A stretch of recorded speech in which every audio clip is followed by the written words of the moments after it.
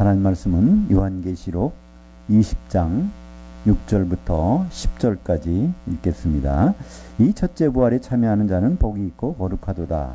둘째 사망이 그들을 다스리는 권세가 없고 도리어 그들이 하나님과 그리스도의 제사장들이 되어 천년 동안 그리스도와 더불어 왕노릇하리라. 천년이 참에 사탄이 그 옥에서 놓여 나와서 땅의 사방 백성 곧 곡과 마곡을 미혹하고 모아 싸움을 붙이리니 그 수가 바다의 모래 같으리라. 그들이 지면에서 올라가 성도들의 진과 사랑하시는 성을 두르매 하늘에서 불이 내려와 그들을 태워버리고 또 그들을 미혹하는 마귀가 유황의 불못에 던져지니 거기는 그 짐승과 거짓 선지자도 있어 세세토록 밤낮 괴로움을 받으리라. 요한계시록 참 궁금한 이야기 시리즈로 네 번째 시간, 천년왕국, 그때 사람들은 어디서 어떻게 지낼까? 우리는 앞으로 10년 후에 이 세상이 어떻게 될까? 궁금하시죠? 지난 추석 명절 지나고서요, 삼성역에 그 무역센터, 여기 별마당이라는 그 도서관이 있더라고요. 거기 가서 하나 책을 봤는데, 앞으로 10년 후에 없어질 직업들이라는 책이 하나 있는데, 일본의 어떤 교장 선생님이 그 책을 지었다고 하더라고요. 근데 사람들이 지금 공부만 해라 이거 다 아무 도움이 안 된다는 거예요. 오히려 반발만 일으키고, 왜냐하면 지금과 같은 그런 공부를 해서 그 직업은 없어진다는 겁니다. 그래서 그 교장 선생님은 앞으로 10년 후에 어떤 직업이 이루어질까, 그쪽으로 사람들을 이렇게 하면 애들이 부모 말씀을 잘 오히려 들을 것 같고 선생님 말씀도 잘 들을 것 같다, 그런 취지에서 이제 정리한 책인데요. 웬만한 건 다 없어지더라고요. 뭐 거기에 의사도 없어지고 변호사도 없어지고 세무사도 없어지고, 하여튼 운전기사도 없어진다는 거예요. 오히려 차장은 있을 수 있대요. 안내원 차장은. 근데 운전기사 이것도 없어지고, 그러니까 안 없어지는 게 없다는 겁니다. 그러니까 지금부터 그런 직업을 위해 준비하는 그 노력이 10년 뒤에는 다 필요 없게 된다는 거죠. 그러니까 오히려 앞으로 10년 뒤에 어떤 일이 벌어질까를 위해서 지금부터 준비하면 훨씬 낫다는 거죠. 근데 우리는 10년이 아니라 앞으로 주님이 오시면 1000년 동안을 지내는 그 기간이 있습니다. 그걸 성경에서는 1000년 동안 왕노릇하리라, 그걸 줄이면 천년왕국이라고 그러죠.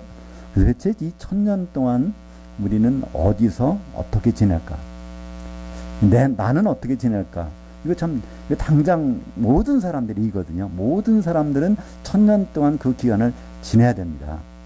그것이 이 땅에서 지낼지, 그렇지 않으면 지옥불에서 지낼지, 공중에서 지낼지, 그것은 오늘 우리가 선택하는 그 진로에서 결정된다는 거죠. 그것이 이제 오늘 성경에 나오는 말씀인데요. 여기에 등장하는 특별한 단어가 있습니다. 이 첫째 부활이라는 단어가 나오는데요. 성경에서는 요한계시록 20장에서만 이 첫째 부활이 나옵니다. 근데 이 단어부터 우리는 오해를 하거든요. 첫째 부활하면 사람들이 예수님 오신 다음에 우리가 처음으로 부활하는 거, 그 다음에 나중에 백보자 심판 때 그때 부활하는 거는 둘째 부활, 이렇게 순서라고 생각을 일반적으로 하죠. 또 장로교에서는 그렇게 생각 안 해요. 장로교에서는요, 이 첫째 부활을 거듭난 걸 첫째 부활이라고 그렇게 얘기를 합니다. 그렇게 가르쳐요. 우리가 다 죽어있는 상황인데, 바로 이것이 죽어있는 상태에서 이게 영이 살아나는 거, 그러니까 부활한 거고, 이것이 바로 첫째 부활이다, 거듭나는 것, 이렇게 얘기를 하고, 예수님 오실 때 살아나는 것이 둘째 부활, 장로교에서는 뭐 일반적으로 그렇게 가르치기도 합니다. 근데 이 말씀이 옳을까요? 그것은 옳지 않습니다. 여기 나오는 이 첫째 부활이라는 뜻은요, 순서를 따지는 것이 아닙니다. 만약에 순서를 따진다면 이 말이 맞질 않아요. 왜냐하면 고린도전서 15장 23절에 부활의 순서를 성경에서 말씀하고 있습니다. 그러나 각각 자기 차례대로 되리니 먼저는 첫 열매인 그리스도요, 다음에는 그가 강림하실 때 그리스도에게 속한 자요, 그 다음에 그 나라를 천년왕국을 바칠 때 백보자 심판 전에 그때 마지막 부활이 있다는 겁니다. 그러니까 부활의 맨 처음으로 1등으로 첫째 부활하신 분은 예수님이라는 거예요. 그럼 그 전에 다른 사람들은 그런 게 없었나요? 없었습니다. 그러니까 성경에서 말하는 이 부활이라는 것은요, 이런 몸이 죽었다가 살아나는 것이 부활이 아닙니다. 성경의 부활은요, 이런 몸은 버리고 새로운 영의 몸을 입는 것을 성경에서는 부활이라고 하거든요. 이 부활의 첫 번째 하신 분, 바로 예수님밖에 없다는 겁니다. 그러니까 여기서 이 첫째 부활, 그러니까 이것은 예수님이 아니니까 이것은 순서를 얘기하는 것이 아니라 이 첫째라는 뜻은 질적으로 좋다, 최고다, 그런 뜻이거든요. 최고로 좋은 부활이라는 겁니다. 그러니까 우리가 주님이 오시면 예수님을 잘 믿었건 못 믿었건 예수님과 관계를 맺었던 사람들은 다 죽은 사람 다 부활합니다. 산 사람도 그때 따라서 올라가는 거죠. 그때 다 부활했던 사람들이 다 좋은 부활이 아니라는 거예요. 공중까지 올라갔는데 거기서 최종적으로 목적 혼인잔치에 들어가서 바로 그분과 더불어 왕노릇하는 그 부활이 이게 가장 좋은 부활이고, 공중까지는 올라갔는데 부활해서 거기서 다시 깊은 바다에, 불바다에 던져져서 죽은 상태로 있다가 천년이 참에 바다가 죽은 자들을 내주고 해서 그때 부활하는, 이거는 좋은 부활이 아니라는 뜻이거든요. 그래서 그런 의미로, 질적인 의미로 이 단어를 사용하고 있는데, 여기서 한국 기독교는 물론이고 거의 대부분 다 이것을 그냥 순서로 따진단 말이죠. 그래서 그때 첫째 부활은 이건 14만 4천이라고 얘기도 하고 뭐 여러 가지 얘기를 합니다. 이건 절대로 그런 것이 아니죠. 그래서 이 첫째 부활에 참여하는 자들은 복이 있고 거룩하도다. 둘째 사망이 그들을 다스리는 권세가 없고. 그러니까 앞으로 백보자 심판은 뭘 하죠? 불못에 갈 사람 안 갈 사람 가르는 거잖아요. 그거는 심판 받는 사람들이 그 당사자가 되니까 이걸 거기서 불못 가는 사람, 이것을 성경에서는 둘째 사망이라고 합니다. 근데 첫째 부활에 참여하는 자들은 그런 대상자가 안 된다는 거예요. 그런 심판을 안 받는다는 거예요. 오히려 뭐가 되죠? 심판관들이 되는 겁니다. 그죠? 그러니까 천년왕국 지난 다음에 예수님과 더불어 백보자 심판에서 쫙 그 심판하는 자리에 앉았기 때문에 이것은 둘째 사망 가느냐 안 가느냐가 아니라 둘째 사망으로 보내느냐 안 보내느냐 그런 입장이기 때문에 바로 둘째 사망이 그들을 다스리는 권세가 없다, 이렇게 얘기하고요. 그들이 천년 동안 하나님과 그리스도의 제사장들이 되어서 천년 동안 왕노릇 하리라, 이 통치한다는 겁니다. 그러니까 예수님이 왕이신데 그 예수님과 더불어 같이 통치하는 그 기간이 있다는 것이죠. 그러니까 여기에 첫째 부활에 들어가는 사람들은 과연 누굴까요? 이것이 이제 오늘 첫 번째 주제입니다. 부활이라는 단어를요, 헬라어로는 아나스타시스라고 합니다. 스타시스라는 거는 선단 얘기입니다. 딱 서 있는 거예요. 그러니까 아나라는 것은 다시, 위로, 다시. 그러니까 죽은 줄 알았는데 이게 벌떡 일어나는 거예요. 이게 부활이죠. 그죠? 이런 부활. 그래서 이 부활의 앞에 첫째라는 것은 프로토스. 이 프로토스라는 단어는요, 어디 나오냐면 누가복음 15장 22절에 보면 탕자의 비유 중에서 작은 아들이 갔다가 재산 다 날리고 돌아오잖아요. 그때 그 아버지가 뭐라고 그러죠? 가서 제일 좋은 옷을 갖다 입히라. 그래서 첫째 옷, 가서 옷장에 가서 첫 번째 만나는 옷이라는 뜻이 아니라 옷장에 가서 제일 좋은 옷을 사서 입히라. 그때 제일 좋다는 뜻이거든요. 똑같은 단어입니다. 그래서 이 번역도 조금 더 구분하자면 이 첫째 부활이라고 번역하는 것보다는 제일 좋은 부활, 부활해서 그냥 흐지부지 되는 것이 아니라, 부활했다가 지옥 떨어지는 것이 아니라 궁극적으로 주님과 영원히 가는 그런 부활, 이것이 제일 좋은 부활을 여기서 말씀하고 있고요. 이거를 바울도 얘기한 적이 있어요. 사도 바울이 빌립보서 3장 11절에 보면 우리말 번역은 그냥 별 맥없이 됐어요. 내가 참 부활에 이르고 싶다는 거예요, 바울이. 그게 무슨 말일까요? 바울 같은 사람이 부활이 안 한다는 건 말도 안 되는 거잖아요. 근데 빌립보서 3장 11절에 보면 어떻게 해서든지 죽은 자들 가운데서 부활에 이르려 하노니, 우리말 번역은 그렇게 해놨어요. 근데 거기서도 중요한 단어 하나가 빠집니다. 특급 부활에 참여하고 싶다는 거예요. 가장 최고의 부활에. 그러니까 올라갔다가 끝나는 것이 아니라 그 다음 올라가서가 더 중요한 그 부활에. 그래서 빌립보서 3장 11절은요, 아나스타시스 앞에다가 뭐가 붙으냐면요, X라는 건 뭐죠? 엑셀런트하는, 아주 최고라는 뜻이잖아요. X가 붙으면. 그죠? 아나스타시스 스타시스 앞에다가 X가 붙었어요. 엑스 아나스타시스. 바울은 그걸 원하는 것이지 그냥 아나스타시스 하고 싶다는 얘기는 안 했어요. 근데 우리말 번역은 그냥 아나스타시스라고 하니까 도대체 바울은 저 바울 같은 사람이 부활을 못한다는 거는 이상한데? 그거 지나가 버려요. 그죠? 거기에 그건 성경에 딱 한 번밖에 안 나오는 단어인데 엑스 아나스타시스라는 그 단어를 바울이 거기다 한 번 기록했는데 그것이 얼마나 중요한 단어면 근데 그것도 그냥 번역해서 다 탈락해버리죠. 부활이라는 거는 누구나 다 합니다. 근데 사실 그런 순서는 있어요. 예수 믿는 사람들의 부활과 예수 전혀 안 믿는 사람의 부활은 시간차가 천년이 걸립니다. 그죠? 예수님이 재림하실 때 부활하는 사람들은요, 예수님과 관계되는 사람이 부활해요. 잘 믿은 사람이건 핍박했던 사람이 관계없어요. 그리스도 선악간의 심판 받아야 되니까. 그래서 다 이제 올라가고 이 땅에는 예수 안 믿는 사람들만 남아있고 그 다음에 천년왕국이 되는데요. 그래서 그때 부활하는 것을 성경에서는 그것도 딱 짚어줬어요. 데살로니가전서 4장 16절에 보면 주께서 호령과 천사장의 음성과 하나님 나팔로 친히 강림하실 때에 누가 살아난다고요? 그리스도 안에서 죽은 사람들. 그러니까 이 세상 사람들이 부활하는 거 아니에요. 세상 사람 무덤은 그대로 있을 거예요. 근데 땅땅 결국 그리스도 안에서 죽은 사람들만 부활해가지고 올라가는 일. 그래서 이 부활이라는 것이 중요한 것이 아니라 부활이 어떤 부활로 바뀌느냐. 가장 좋은 부활로. 그러니까 마라톤 선수들이 출발선에 뛰잖아요. 뛰어서 선두로 1등 꼴이 나는 사람, 그게 가장 좋은 마라톤 그 경기듯이 바로 이 부활도 성경에서는 그 부활을 구분하고 있는 것입니다. 그래서 고린도후서 5장 10절에 보면 거기에 제가 읽죠. 이는 우리가 다 반드시 한 사람도 예외가 없다는 거예요. 우리라는 뭘까요? 고린도 교회에 보낸 편지니까 성도들에게 보냈잖아요. 성도들이 한 명도 예외가 없이 그리스도의 심판대 앞에 서서 뭐 선악간에 나쁜 이런 사람이라고 안 세우는 거 아니에요. 다 서서 바로 그 몸을 통하여서 행한 대로 심판을 받는다는 겁니다. 그 몸이라는 건 뭘까요? 단수예요. 자기 몸이 아니라 한 몸, 예수 그리스도 몸밖에 없잖아요. 한 몸이라는 것은. 그러니까 예수 그리스도의 몸에 어떠한 영향력을 줬냐. 선한 영향력, 악한 영향력. 그걸 구분하시겠다는 거야. 부활시켜서 공중에 올라가서. 그러니까 우리는 예수님 오시면 다 들려 올라간다. 여기에 만족하면 안 됩니다. 사실 그때가 어떻게 보면 위기의 순간이에요. 물론 기름이 준비되었다면 너무나 기다리는 시간이죠. 그러나 기름이 준비 안 됐다고 그러면요, 이건 참 앞길이 뻔하거든요. 사람들이 몰라서 기다리고 있죠. 마태복음 25장에 보면요, 10처녀가 다 등을 들고 신랑을 기다립니다. 그들이 알았다면 바뀌어졌을 거예요.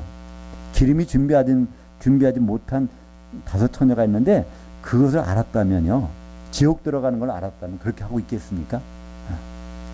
그런데 그들은 그렇게 하다가 결국은 기름 준비한 처녀들은 뭐라고 그러죠? 그들은 이제 혼인잔치에 들어가고 그것을 준비하지 못한 처녀는 나중에 우리를 들어보려는 주소서 했더니 뭐라고요? 내가 너희를 모르겠다. 그러니까 그 모르겠다는 단어는 이해가 안 간다는 겁니다. 예수 믿었다고 하면 도대체 뭘 믿은 건지 모르겠다는 거예요. 많은 사람들이 예수를 믿습니다. 그러나 정말 예수님한테 그런 말을 들어서야 되겠습니까? 내가 다 그 앞에 예수 믿었으니까 여하튼 간에 그 앞에 쓸 거잖아요. 그러니까 기름을 준비한 5처녀도 예수를 믿었으니까 신랑을 기다렸고요. 그 앞에 섰는데 예수님은 모르겠다는 거예요. 이해가 안 간다는 겁니다. 예수님은 성경책은 반드시 그것을 정확하게 기록해 줬는데 우리는 그것을 대충대충 보고 그걸 보지도 않잖아요. 남이 얘기해 주는 것만 듣잖아요. 목사님이 이렇게 얘기해 주시면 그냥 그걸 하나님 말씀대로 들어요. 물론 좋은 일이긴 하죠. 그죠? 근데 그것이 그런가는 한번 확인해 봐야 되는 거 아닙니까? 그죠? 첫째 부활에 참여하는 자들은 대로가 창창합니다. 근데 여기서 오늘 이제 조금 뒤에 자세하게 나오겠지만 여기 7절에 보니까요, 오늘 말씀 그 천년이 참에 사탄이 그 옥에서 놓여 나와서 땅의 사방 백성들 곧 곡과 마곡을 미혹하고 싸움을 붙이리니 그 수가 바다 모래 같으리라. 그래서 천년이 지나면 여기 곡과 마곡의 전쟁이라고부터 하는데요. 이건 특별한 다른 의미가 있는 것이 아니라 그 앞에 설명이 있어요. 땅의 사방 백성들 모든 사람, 물론 곡과 마곡에 대해서는 에스겔서에 설명이 되어 있지만 요한계시록은 좀 더 그걸 정확하게 얘기합니다. 땅의 사방 백성들이라는 게 동서남북의 사방이잖아요. 거기 있는 사람들을 누가 마귀가 이끌고 이제 공중으로 올라간다는 겁니다. 누구를? 성도들이 있는 곳을 향해서. 그래서 올라가긴 올라가는데 불이 내려와서 죽게 되는 장면이 나오죠. 일단 이 첫째 부활에 참여하는 자들, 가장 제일 좋은 부활에 참여하는 자들은 다음 코스가 정해져 있어요. 다음에. 그것이 바로 요한계시록 20장 4절과 5절에 보면요. 거기에 이 자는 뭐라고요? 심판하는 권세가 부여되어 있다는 겁니다. 천년왕국이 딱 지나고 나서 지금 심판하는 자리에 앉아 있다는 거예요. 이 심판 자리는 뭘까요? 백보자 심판 자리를 얘기하는 겁니다. 바로 천년왕국의 왕노를 하던 이 성도들이 첫째 부활에 제일 좋은 부활에 참여한 사람들은 바로 백보자 심판대 심판석에 앉아 있기 때문에 심판 받을 일이 없어요. 거의 심판을 통해서 불못 가느냐 안 가느냐 결정되는 건데 이 사람들은 아예 심판하는 자리에 서게 되는, 그보다 더 귀한 특권이 어디 있을까요? 그것은 이미 성경에서도 말씀하고 있죠. 고린도전서 6장 2절에 보면 성도들이 세상을, 이게 세상 사람이죠. 세상 사람은 심판하는 거 알지 못하느냐? 근데 우리는 교회에 문제가 생기면 그러잖아요. 왜 세상 가서 재판하잖아요. 그죠? 교회에 문제 생기면. 아니, 바로 우리가 앞으로 어마어마한 일인데 재판석의 심판관이 될 텐데 왜 그거 가지고 티격태격 형제들끼리 싸워서 세상 가서 그걸 가지고 해결하려고 하느냐. 너무 참 부끄럽다 하는 얘기가 이제 고린도전서 6장 2절에 나오는데 그것이 구체화된 장면이 요한계시록 20장 4절과 5절에 보면 이미 백보자 심판대 심판석에 쭉 앉아 있는데 거기에 보면 일단은 그 장면이 이렇게 돼 있어요. 거기는 심판석에 쭉 앉아 있어. 근데 갑자기 보니까 한쪽 편에서는 순교한 사람들이 앉아 있다는 거예요. 근데 순교한 사람들 두 종류라는 겁니다. 그죠? 그 이름의 권세를 전에다가 순교된 사람이 있는가 하면 바로 우상 숭배 안 해가지고 짐승에게 절하지 않아서 숭배한 사람들도 거기 있다는 겁니다. 그래서 거기는 순교한 사람만 있는 것이 아니에요. 첫째 부활 어떤 사람들 얘기합니다. 순교한 사람만 첫째 부활 간다. 이게 아닙니다. 거기에 심판석을 봤는데 거기 앉은 자들이 있는데 그들은 다 심판의 권세를 받았더라. 근데 내가 또 보니 자세히 보니까 목배임 당한 사람도 있는데 목배임 당하는 사람들도 두 종류더라. 이렇게 설명이 되어 있는 장면이 나옵니다. 그래서 바로 이 가장 좋은 부활에 들어가면 더 이상 우리는 바랄 것이 없어요. 근데 우리는 그것이 너무나 좋은지 안 좋은지를 별로 실감이 안 나잖아요. 그거면 그거고 아니면 아니지. 근데 실감 나는 방법이 있어요. 그러면 그 첫째 부활에 참여하지 못한 기독교인들은 어떻게 되느냐는 거예요. 그걸 알면 정신이 버떡 나서 이거 첫째 부활에 안 가면 큰일 나는구나. 이거는 이제 생각이 드는데요. 바로 그 사람들이 가는 것. 마태복음 25장 10절에 보니까 그들이, 그러니까 기름을 준비하지 않은 5 처녀들이 사러 간 사이에 신랑이 오므로 준비했던 자들은 함께 혼인잔치에 들어가고 문은 닫힌지라. 이게 장소가 어딜까요? 이건 이 땅이 아닙니다. 장소는 공중입니다. 주님이 공중으로 오세요. 사람들은 예수님이 어디로 오실까? 그 생각을 하면서도 잘 답변을 못하는 분들이 계세요. 예수님이 어디로 오실까? 왜 답변을 못할까요? 예수님 그냥 천국 계시다고 생각하니까. 근데 이건 완전히 장소가 정해져 있어요. 그죠? 어디 나와 있죠? 데살로니가 전서 4장 17절에 보면 바로 공중에서 영접해 주신다는 거예요. 우리를. 그럼 우리는 공중까지 가야 되는 거고 예수님은 셋째 하늘에서 공중으로 와야 되는 겁니다.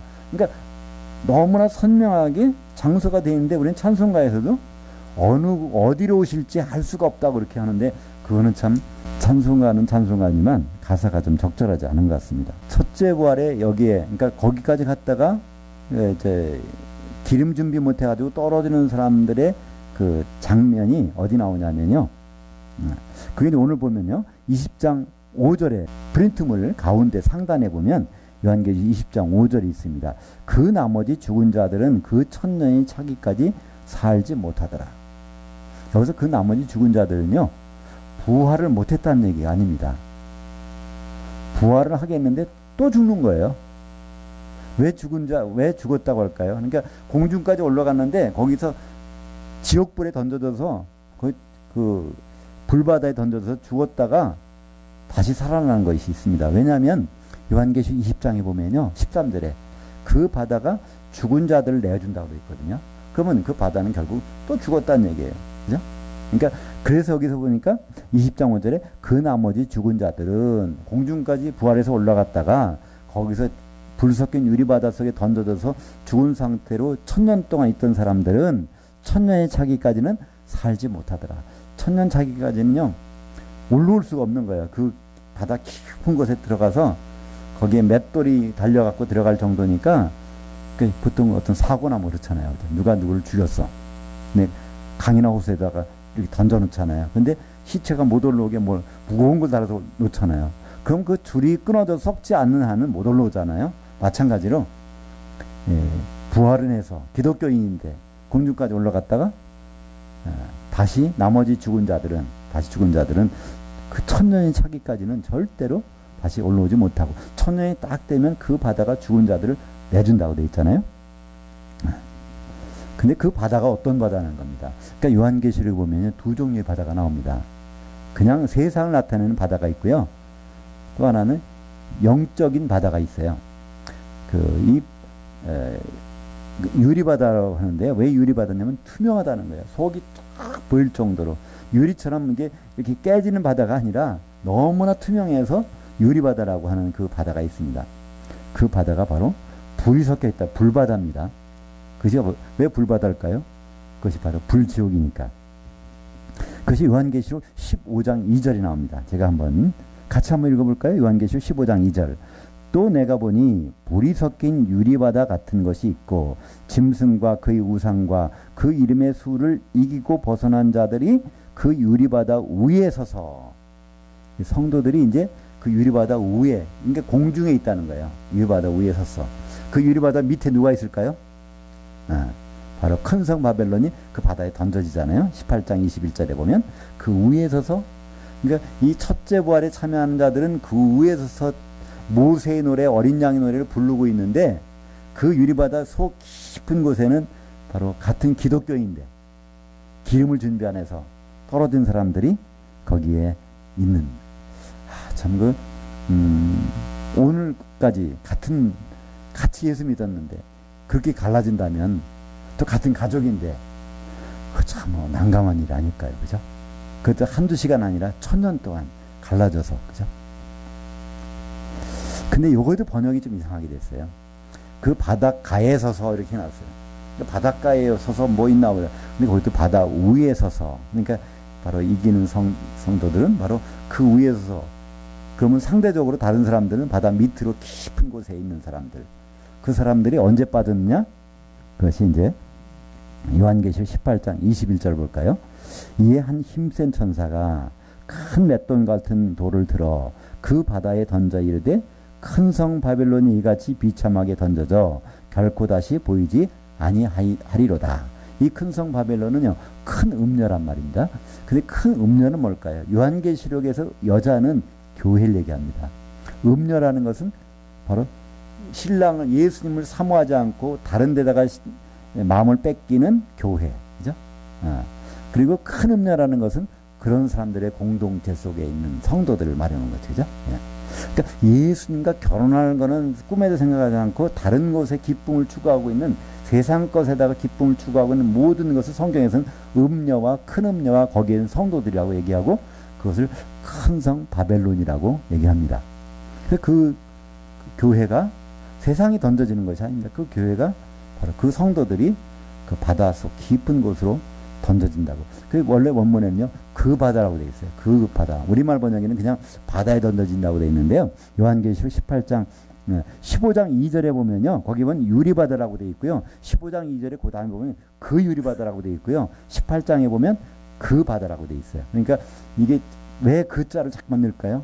이 세상을 나타내는 바다와 구별하기 위해서. 이 불 섞인 유리바다, 바로 불지옥, 이것인 그것을 계속 강조해서 말씀하고 있는 것입니다. 그래서 그 불 섞인 유리바다가 바로 이 지옥인데, 이 지옥에서 나올 때가 있다는 거예요. 그래서 그때도 그 바다가 내준다고 되어 있어요. 요한계시록 20장 13절에 보면 한번 같이 볼까요? 그 바다가 그 가운데서 죽은 자들 내주고. 예. 그래서도 원래 그 바다인데 우리말 번역은 그 바다가 없으니까 그냥 바다가 뭘 내주나 보다 이렇게 이제 얘기하는 거죠.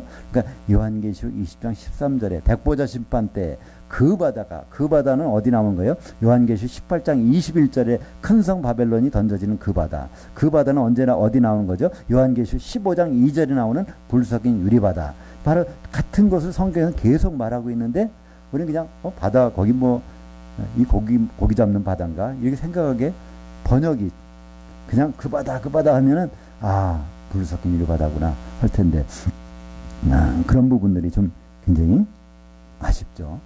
그래서 거기서 그 바다에서 나온 사람들, 그러니까 예수 믿는다고 해서 안전한 것이 너무 아니라는 거예요. 그죠? 한번 1000년 동안 그런 죽을 고비가 아니라 이건 뭐 죽지도 못하죠. 거기서. 그러고 나서 또 불못에도 들어갈 가능성이 있다는 겁니다. 그러니까 재판을 받는다는 것은요, 이 사람이 이 두 가지 종류예요. 그죠? 결과가 나온다는 거예요. 그러니까 이 예수를 믿어서 바로 낙원에 가 있다가 이제 예수님 오실 때 부활해서 혼인잔치까지, 그러니까 그리스도의 심판대까지 올라갔어요. 올라갔다 거기서 불 섞인 유리바다에 던져져서 있었는데 1000년 있다가 다시 나와가지고 심판을 받아야 되면 그 결과에 따라서 불못에 갈 수 있다는 얘기입니다. 근데 불못은 누가 가죠? 생명책에 이름이 없는 사람이 가는 거예요. 그렇다는 얘기는 나 예수 믿었는데, 예수님 영접했는데, 그것은 무슨 뜻일까요? 지워진 거예요. 그죠? 아예 예수 안 믿은 사람이라면 원래 없는 거고요. 예수 믿었는데 생명책 이름이 없다면 지워지는 거죠. 그죠?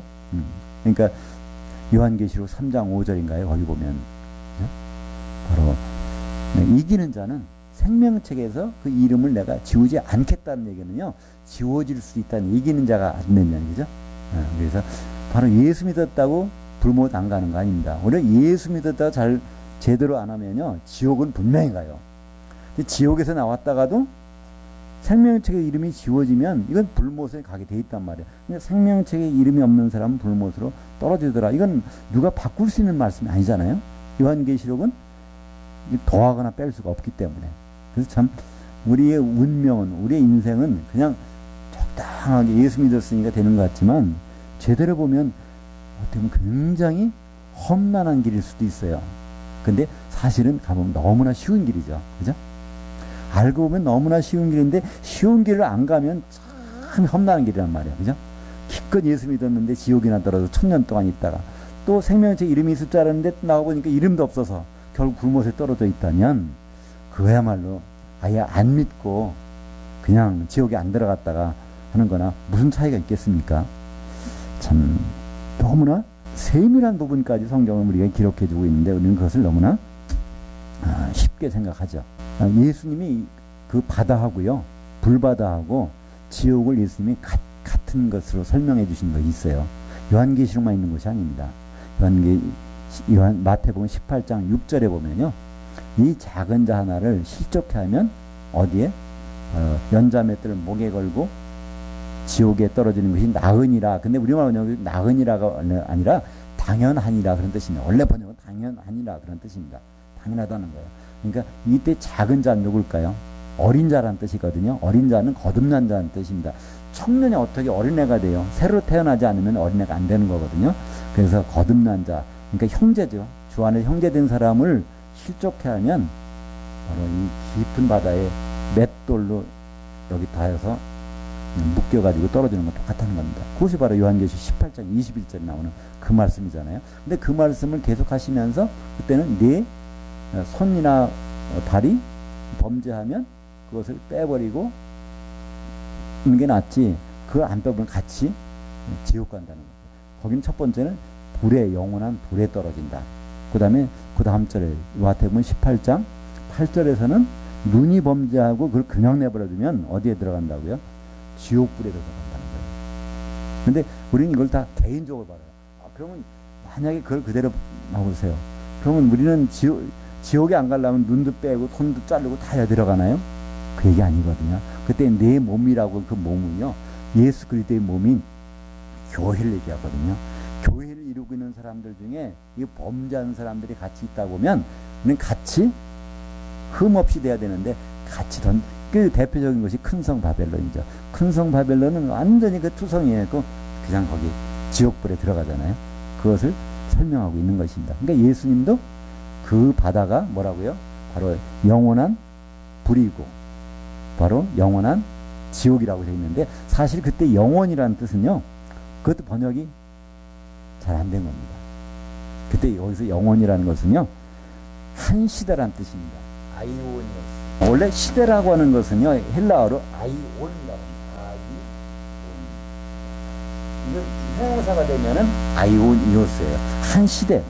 지금 있는 시대가 있어요. 우리가 보면 신라 시대다 하면 고려 시대, 이조 시대인 것처럼 지금 세상 마귀가 왕노릇하는 시대가 끝나면 예수님이 왕노릇하는 그 한 시대가 나온 겁니다. 그 한 시대 동안에 어딨냐면 불에 들어갈 수 있다는 겁니다. 근데 우리말 번역은 영원이라고 해보니까 끝이 없는 것처럼 돼 있어요. 이 끝이 없는 건 어디가 끝이 없냐면요, 불못에 들어가는 거. 그래서 오늘 우리가 읽은 것 중에 요한계시록 20장 10절에 보면 또 그들을 미혹한 마귀가 불못에 던져지니 거기는 짐승과 거짓 선지자도 있어 세세토록 밤낮 괴로움을 받으리라. 이 세세토록이라는 것은 뭐냐? 그것이 아이온이 계속 반복되는 거예요. 그래서 에이스, 투스, 아이오나스, 톤, 아이오논. 그래서 이 아이온이라는 것이 계속 반복되는 거예요. 또 이 천년이 지나면 또 계속. 그러니까 이것은 끝이 없는, 그게 어디라고요? 불못. 지옥은요, 딱 한 시대. 불못은 끝이 없는 거. 근데 우리말 번역은 영원이라고 번역했으니까 사람들은 이게 지옥에 들어가면 못 나오는 것처럼. 아니요. 지옥은 천년 지나면 반드시 나오게 돼요. 그래서 심판을 받아야 됩니다. 백보자 심판에 대해서 받게 되는 것이죠. 그렇다면 우리는 한번 여기서 천년왕국은 뭐 들어있을까?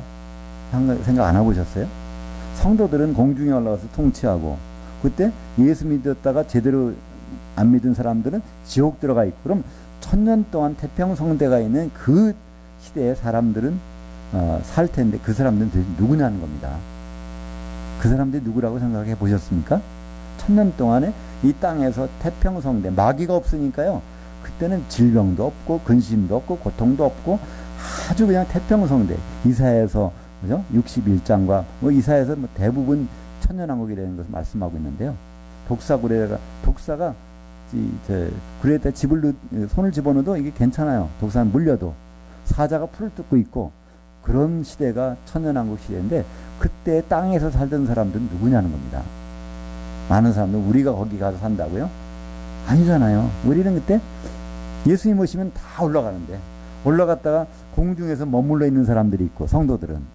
그리고 거기서 잘못된 사람들은 지옥 가서 있고, 그럼 땅에 있는 사람들은 누굴까요? 100% 불신자, 100% 예수님을 모르는 사람들, 또 안 믿으려고 작정하고 안 믿은 사람들, 그 사람들이 천년 동안 있는데 살기는 되게 잘 살아요. 왜 그럴까요? 마귀가 없으니까. 근데 그 사람들이 끝까지 이렇게 태평성대 누리고 좋게 지나갈까요? 끝이 안 좋아요. 끝이 안 좋아요. 오늘 바로 그 사람들의 끝을 설명하는 게 나옵니다. 그것이 7절부터 10절까지인데요. 다시 한번 같이 읽어보죠. 7절부터. 그 천년이 참에 사탄이 옥에서 놓여 나와서 땅의 사방 백성 곧 곡과 마곡을 미혹하고 모아 싸움을 붙이리니 그 수가 바다의 모래 같으리라. 그들이 지면에서 위로 올라가 성도들의 진과 사랑하시는 성을 두루매 하늘에서 불이 내려와 그들을 태워버리고. 그들의 최후가 이렇습니다. 일단 여기까지 보죠. 그들의 최후. 천년왕국 땅에서 잘 살던 사람들이 최후는 어떻게 되죠? 마귀한테 한번 유혹되니까 걷잡을 수가 없는 거예요. 우리는 그래도 다행이에요. 우리는 마귀하고 같이 살잖아요. 그러니까 시험을 들어갔다가도 우리는 거기서 벗어날 수 있고, 우리는 잘 훈련이 돼 있어요. 근데 이 천년 동안 마귀의 공격 한번 안 받아보고 미혹 한번 안 받아본 사람들이 갑자기 마귀가 나와서 미혹하니까 마귀는 어떤 생각이 했어요? 마귀가 예수님한테 결박돼서 무저갱에 떨어질 때 아주 어떤 생각을 했을까요? 내가 공중권세 잡고 있는데 이 공중권세를 이걸 내려놓고 예수님이 그 자리 공중에서 권세 잡고 있고, 그러니까 내가 다시 공중 권세를 탈취해야 되겠다. 그럼 공중 권세를 탈취하려면 군대가 있어야 될 거 아니에요. 근데 땅에 있는 사람 미혹해서 그들 영적으로 끌고 가는 거죠. 이제 영으로 끌고 올라가서 어디로요? 성도들의 진을 둘렀다는, 포위했다는 겁니다. 그리고 그것이 바로 사랑하는 성이라는 거예요. 그래서 이제 예루살렘의 그 원체겠죠. 거기 둘렀는데 그렇게 하려고 하는 순간에 하늘에서 셋째 하늘에 불이 내려와서 그들을 태워서 없애버립니다. 그러니까 그들은 아예 백보자 심판에 쓸 필요도 없어요. 완전히 태워서 없애버리는 거예요. 여기서 백보자 심판 때는요, 세 군데 사람만 나와요. 그 바다에서, 사망에서, 음부에서. 이 1000년 동안 살았던 사람들은 불에 타와가지고 그냥 쓰레기처럼 치워버리는 겁니다. 그것이 그들의 운명입니다. 그렇다면 왜 천년왕국을 만들어서 태평성대를 있게 하셨을까요? 궁금하지 않으세요? 누구 때문에? 누구 좋으라고? 그래서 어떤 사람들은 이렇게 그것을 설명하는 분도 계세요. 창세기 1장 28절에 보면 생육하고 번성하고 땅에 충만하라, 땅을 다스리라, 이것을 아담에게 명령했는데 그걸 제대로 아담이 그거 해본 적이 없다는 거예요. 그러니까 천년왕국에서 그거 좀 한번 해보라고 아담의 후손들이, 그래서 천년왕국이 있다고 이렇게 설명하시는 분들이 있는데 그건 맞지 않습니다. 왜 맞지 않죠? 그 창세기 1장 28절에 생육하고 번성하라는 것은요, 우리 조상 아담에게 주신 것이 아니에요. 그들은 창세기 1장 27절에 창조된 인간들, 형상만 가진 인간들, 영이 없는 인간들이 퍼져가지고 모든 것을 다 준비시켜 놓으면 우리 아담 후손들이 가서 살 수 있도록, 그 사람들에게 생육하고 번성하는 것이지 우리 아담에게는 뭐라고 그랬죠? 에덴 동산 지키라고 했잖아요. 전혀 다른, 그들이 바로 우리 조상은 아니잖아요. 창세기 1장 28절 생육하고 번성하고 땅에 충만하라, 그건 우리 조상이 아니에요. 그러니까 이 천년왕국은 결국 누구 때문에 있죠? 바로 우리들의 왕노릇 해보라고, 통치점 한번 왕의 행세를 해보라는 거예요. 얼마나 잘하는지, 마귀가 없으니까 굉장히 쉬울 것 같아. 그러니까 거기에 이 사람들이 너무나 아무 문제가 없이, 그러니까 결국은 누가 잘해서요? 통치를 잘해서. 그러니까 우리가 천년 동안 그런 통치를 우리에게 주시는 하나의 기회죠. 그래서 어떤 사람들은 이 부분에 대해서 굉장히 오해하는 분들이 있어요. 결정적으로 어떤 오해를 하죠? 예수님이 앞으로 지상재림하신다. 그래서 성전도 지어야 되고 거기가 준비해야 되고 예수님 와서 통치할 것, 이렇게 얘기하는 사람이 있습니다. 지상에 오신다는 거예요, 앞으로. 근데 그것이 그 사람들이 근거 없이 얘기하는 것이 아닙니다. 스가랴서 14장 4절 보면요, 뭐라고 돼 있죠? 그날에 그의 발이 예루살렘 앞 곧 동쪽 감람산에 서실 것이요. 그러니까 이 메시아가 오시면 바로 그 발이 예루살렘 앞에 있는 감람산에 선다는 거예요. 그래서 성지순례 가보신 분은 아시겠지만 거기 가면요, 예루살렘 가면 그 건너편에 감람산에 쭉 묘지가 쭉 있어요. 메시아 일찍 만나려고 오시면 바로 거기 오신다 그랬으니까, 그러니까 죽었다가 그분 메시아 오면 부활할 테니까, 그러니까 거기 금싸라기 묘지 자리라는 거예요. 지금은 돈이 있어도 갈 수가 없다는 겁니다.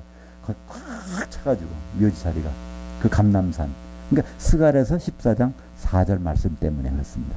그러니까 거기로 예수님이 오신다고 돼 있으니까 분명히 지상재림이라는 겁니다. 근데 성경에는요, 예루살렘이 두 군데가 있다는 겁니다. 갈라디아서 4장 26절 오직 위에 있는 예루살렘은 자유자니 곧 우리의 어머니라. 그래서 이 땅에 있는 예루살렘이 있지만 그건 하나의 모형이고 실제는 위에 있다는 겁니다. 예루살렘이라는 것은 무슨 뜻일까요? 예루살렘, 예루라는 것은 기초라는 뜻이고요.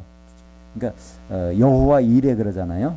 준비되어 있다, 거기서 보여진다, 거기가 기초가 있다는 거예요. 살렘이라는 것은 샬롬, 평강, 평강의 기초가 있으니까 평강의 왕이 머무는 곳, 그러니까 왕궁에 있는 곳이라는 뜻이거든요. 평화의 왕이 주님이 있는 곳이 예루살렘이라는 뜻입니다.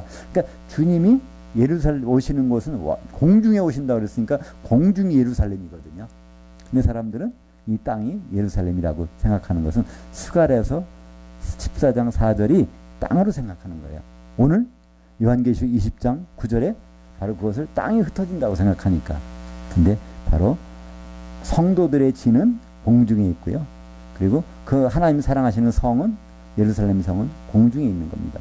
그래서 그 부분 때문에 사람들은 착각을 하게 되죠. 또 하나는요, 이 세상은 천년왕국 때는요, 누가 사는지 아세요? 우리와 같이 똑같은 사람이 살아요. 부활해 본 적이 없는 사람들. 부활한 사람들은요, 영의 몸을 입기 때문에, 그러니까 이 천사가 똑같죠, 그죠? 영의 몸을 처음 입어본 분이 누굴까요? 예수님이잖아요, 그죠? 그럼 그걸 그래서 생각하시면 돼요. 우리가 앞으로 부활할 때 어떤 몸을 입을까? 예수님처럼 그렇게.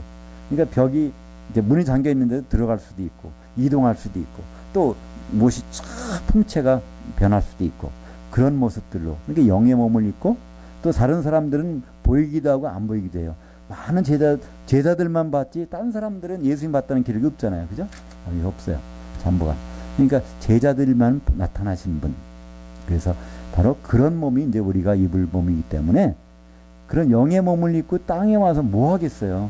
뭐 쇼핑을 하겠어요? 또 어디 가서 여행을 다니겠어요? 그럴 필요 없잖아요. 그러니까 성도들은 공중에서 그리스도와 더불어 통치하는 그런 일을 하게 되고, 땅에는 부활의 경험이 없는 이 혼의 몸을 입은 사람들이 이제 1000년 동안 땅에 있게 되는 것이죠. 그리고 이제 요한 스가랴서 14장 4절에 보면요, 거기에 또한, 그러니까 여기는 이제 예루살렘 감람산만 적어놨는데, 거기는요 감람산이 갈라진다고 그래 있어요. 그건 무슨 뜻일까요? 이 감람산은 교회를 얘기합니다. 감람이라는 것은 올리브나무예요. 기름나무예요. 기름나무가 쭉 쌓인 거예요. 기름이 충만한 거예요. 기름이 뭘까요? 성령이 기름. 성령이 충만한 것이 어디죠? 예수 그리스도 몸이죠. 우리가 그분의 몸을 이루기 때문에 이게 성령이 충만한 감람산이 돼요. 예수님 거기로 재림하셔. 근데 그게 쩍 갈라져. 왜 갈라질까요? 그 기름 준비하는 자와 실제로는 기름 준비 아니한 자. 그 감람산이 쫙 갈라지는데, 사람들은 저기 예루살렘이 거기에 갈라진다고 생각하는 거예요. 바로 그리스도의 심판대를 얘기하는 것입니다. 그죠? 스가랴서 14장 4절은 바로 그리스도의 심판대를 말씀하고 있습니다. 그렇다면 우리가 다시 한번 우리가 앞으로 1000년 동안 있을, 만약에 첫째 부활에 참여하게 된다면 우리가 있을 그 공중에 대해서 한번 생각해 볼 필요가 있어요. 왜냐하면 그 공중은 변하지 않으니까요. 나중에 새하늘과 새 땅이 있기 전까지는 그대로 있으니까요. 지금 공중에 누가 있죠? 예, 사탄 마귀가 있죠. 그것이 에베소서 2장 2절에 있습니다. 그때 너희는 그 가운데 행하여 세상 풍조를 따르고 공중의 권세 잡은 자를 따랐으니 곧 지금 불순종의 아들들 가운데서 역사하는 그 영이라. 이게 사탄이 지금 눈에는 안 보이지만 여기에 사탄이 왕으로 있고요. 그 예수님이 인정하셨잖아요. 세상 왕이 있다고. 여기. 우리는 정치인들이 정치하는 것 같지만 정치인들이 배후에는요, 그 세력이 있거든요. 그래서 세상에 왕이 있고 그가 부리는 영들이 있는데, 예수님 오시면 어떻게 되죠? 그것이 바뀌어야 돼요. 마귀가 빠진 자리에 예수님이 가셔야 되고, 그 마귀가 부리던 악한 영들을 그 자리에 우리가 영의 몸을 입고 그 자리에 가야 되기 때문에 반드시 뭐가 있어야 돼요? 그 공중이 리노베이션, 아파트 재건축을 뭐라고 그러죠? 영어로 하면 리노베이션이라고 하죠, 아마. 리노베이션이 있어야 돼요. 이 공중에 이런 데로 예수님 오시면 안 돼요. 그러려면 우리가 이제 신혼집만 이사만 가도 도배하고 가는데, 우리 예수님 오시는데 도배 안 하고 갈 수 있나요? 그 도배하는 장면이 나와요. 그게 어디 나오냐면 요한계시록 16장 17절 한번 볼까요? 요한계시 16장 16절과 17절. 새 영이 히브리어로 아마겟돈이라고 하는 곳으로 왕들을 모으니라. 일곱째 천사가 그 대접을 공중에 쏟음에 큰 음성이 성전에서 보좌로부터 나서 이르되 되었다 하시니. 그래서 마귀가 있는 자리에다가 쫙 치우고 이제 거기서 이제 정리하면 첫째 그 자리가 그리스도의 심판대. 그 다음에 그게 그리스도 심판이 끝나면 혼인잔치 예식장 해갖고, 그 다음에 1000년 동안 통치하는 왕의 보좌가 이제 되는 거죠, 공중이. 그러니까 지금 공중은 별거 아닌 것 같지만요, 지금도 있단 말이죠, 악한 세력이. 근데 우리는 그냥 너무나 천연왕국이 막연해요. 근데 성경은 선명하게 해놨단 말이에요. 거기 마귀 자리를 막 예수님이 꿰차고 앉으시는 거예요, 그죠? 거기는 악한 영들이 모든 자리를 우리 같이 해서 이 세상을 아주 평화롭게 통치하는 그런 세상이 되는 것입니다. 그래서 우리는 하나님이 왜 마귀를 내버려 두셨을까? 사랑의 하나님인데, 은혜의 하나님인데, 아니요, 마귀가 쓸 때가 있다니까요. 마귀가 그런 것을 서서히 우리를 훈련 안 시켰으면요, 우리는 정말 천년왕국 때 이 땅에 살던 사람처럼 한 번에 휙가닥 날라버릴 수 있어요. 근데 우리는 조금씩 그죠? 제가 아르헨티나에 갔더니 거긴 백인 국가예요. 그 주위의 모든 나라들은 다 혼혈 쪽이거든요. 특히 브라질 같은 데는요, 거기는 그 농장을 하고 광산 개발하기 위해서 그 아프리카의 흑인들을 데려다가 있고 또 그 원주민들하고 있어 섞여 살아가지고 굉장히 많이 흩어져 있는데, 아르헨티나는요 백인 국가예요. 완전히 흑인을 찾아볼래야, 요즘에는 있을지 몰라도 제가 갔을 때만 해도 흑인이 찾아볼 수가 없었어요. 왜 그러냐면 거기는 가족들이 이민 왔거든요. 그러니까 노예가 없었어요, 아르헨티나는. 근데 왜 거기 원주민이 없어졌나 그랬더니 그게 사실인지 모르겠지만 자기들이 죽인 게 아니라는 거예요. 원주민을 미국 사람들처럼 앵글로색슨족은 그래서 그냥 독해가지고 인디언들을 죽이고 그랬지만 아르헨티나 온 사람들은 그런 적이 없다는 거예요. 근데 왜 이렇게 인디오들이 없어졌냐 했더니 그 아르헨티나 온 사람들이 그 몸에 결핵균이 있었다는 거예요. 가진 사람들은 이게 적응이 돼가지고 별 문제가 없는데 거기에 딱 원주민들이 다 그 병에 걸려가지고 다 죽었다는 겁니다. 그렇게 해서 면역성이 없는 상태에서 이렇게 퍼져가지고 하여튼 그런 얘기 있더라고요. 그러니까 우리에게 마귀가 있다는 거는요, 이게 참 힘든 일이지만 하나님 필요하니까 주셨겠죠. 그죠? 필요 없으면 다 치우실 텐데 그냥 필요하단 말이에요. 그래서 마귀는 언제 동안 쓰느냐면 창세기 3장 14절에 여호와 하나님이 백성에게 이르시되 내가 이렇게 하였으니 내가 모든 가축과 들의 모든 짐승보다 더욱 저주를 받아 배로 다니고 살아있는 동안 흙을 먹을지니라. 이게 원문에는 흙의 티끌이라고 되어 있어요. 그러니까 아담이 바로 육체가 거기서 나온 거죠. 사람의 몸을 그들이 공격할 수 있단 말이에요. 배로 다닌다는 거죠. 땅을 지배한다는 거죠. 우리는 땅의 것을 하면은 그들의 땅의 것을 우리가 탐낸다면요, 누가 마주칠까요? 뱀하고 마주치게 되는 거죠. 그죠? 땅의 것 말고 하늘의 것은 뱀하고 상관없어. 근데 땅의 것에 집착하게 되면은 이 뱀 거와 자꾸 부딪힐 수밖에 없어요. 그죠? 이런 일이 계속 오는데 그게 끝이 있다는 겁니다. 그래서 우리말로 이제 개역 성경은 종신토록이라고 되어 있는데 끝이 있는 거예요. 언제까지? 바로 예수님 오실 때까지. 그 이유는 손을 못 대요. 그래서 예수님이 그 말씀 직접 하셨습니다. 마태복음 10장 28절에 거기 앞에는 혼의 몸이고 뒤에는 영의 몸인데요. 혼의 몸은 죽여도 혼은 능히 죽이지 못하는 자들을 두려워하지 말고 오직 영의 몸과 혼을 능히 지옥에 서 멸하실 수 있는 이를 두려워하라. 그러니까 우리가 지금 마귀를 두려워하지 말라는 거예요. 마귀가 기껏 해봤자 우리의 이 혼의 몸만 조금 뭐 이렇게 어떻게 해롭게 하실 뿐이지 우리의 진짜 혼과 영은 그 어떻게 할 수가 없다는 거예요. 근데 우리의 몸과 혼을 지옥에 던진 분이 있다는 겁니다. 그때 몸은 어떤 몸이죠? 바로 그분을 만나는 것은 영의 몸으로 만나잖아요. 우리가 예수님은 이 혼의 몸으로 만날 수는 없습니다. 왜냐하면 공중에 올라갈 때는 다 우리가 호련히 변해서 영의 몸을 입고 가니까. 근데 영의 몸을 입고 가긴 갔는데 그때 혼도 있죠. 그것을 지옥에 던지시는 분을 그걸 두려워하라는 거예요. 그건 바로 우리 예수 믿는 사람들은 마귀를 두려워할 필요 없습니다. 그러나 바로 하나님은 두려워해야 됩니다. 마귀는 하는 것은요, 결국은 이 세상까지만 그들이 어떻게 해볼 수 있어요. 다음 세상이 얼마나 긴데요. 1000년의 기간이 있어요. 또 그 뒤에도 얼마든지 그냥 끝이 없는 기간들이 있는데 그 기간을 우리가 생각한다면 마귀한테 조금 당하는 거 오히려 그냥 양념이라고 생각하시고요. 그죠? 어떻게 보면 예방주사라고 생각하시면 오히려 그것 때문에 우리는 더욱더 앞으로의 1000년을 다 준비할 수 있다고 생각할 수 있지 않습니까? 우리 예수 믿는 사람들은 앞으로 천년왕국에 가서 잘 살아봐야지 이 생각을 버리셔야 됩니다. 천년왕국에서는 우리가 살 수 있는 사람들이 아니에요. 예수 믿었다면 천년왕국이 도래하기 전에 우리는 다 공중으로 올라갑니다. 거기 가서 통치하거나 그렇지 않으면 지옥에서 1000년 보내야 되기 때문에 천년왕국에서 어떻게 잘 살아보자 이 꿈은 깨셔야 됩니다. 그 깨시는 순간에 지금부터 우리는 큰 고민을 하셔야 돼요. 1000년 동안 바로 예수님과 같이 있을 것인가, 1000년 동안 불 섞인 유리바다 속에서 1000년을 보낼 것인가. 그것은 우리가 인정하든 안 하든 간에 성경에서 그 명문화 시켜놓은 것이기 때문에 반드시 올 것입니다. 근데 굉장히 어려울 것 같지만요, 아주 쉬워요. 뭐만 준비하면 되죠? 기름만 준비하면 됩니다.